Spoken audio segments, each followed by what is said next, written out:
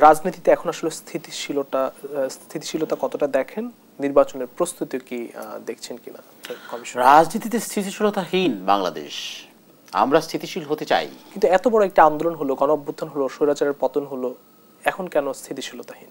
ওই যে একটু আগে আপনাকে বললাম, আমি যখন রাষ্ট্রের চিন্তা না করে আমি আমার দলের চিন্তা করব, আমি যখন মানুষের কথা চিন্তা না করে আমি আমার কথা চিন্তা করব, কারণ জুলাই অভ্যুত্থানের আগে সকল শক্তিগুলো একসাথে ছিল কেন? টার্গেট ছিল একটা, ফ্যাসিস্ট হাসিনার পতন।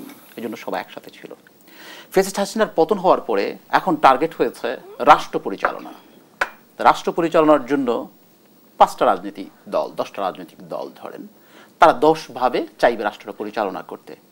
এখন যে মানুষ, যে রাজনৈতিক দল, তারা মানুষের জন্য কাজ না করে তারা নিজেদের জন্য কাজ করবে, নিজেদের দলকে গুছানোর জন্য, নিজেদের আখের গুছানোর জন্য কাজ করবে, তখন তো অস্থিতিশীল হবেই। কারণ স্থিতিশীলতার জন্য কি প্রয়োজন? স্থিতিশীলতার জন্য প্রয়োজন হচ্ছে আপনি যে মানুষদের জন্য কাজ করবেন, যে মানুষদেরকে নিয়ে এই দেশ গঠিত হয়েছে, সে মানুষদের কথা শোনাই তো স্থিতিশীলতা। আপনি স্থিতিশীলতা বলতে আপনি আমি কি বুঝি বলেন তো? আমরা বুঝি হচ্ছে এই দেশ মানুষের, মানুষ যেভাবে চাইবে সেভাবে চলাই হচ্ছে আমাদের দেশের জন্য স্থিতিশীলতা।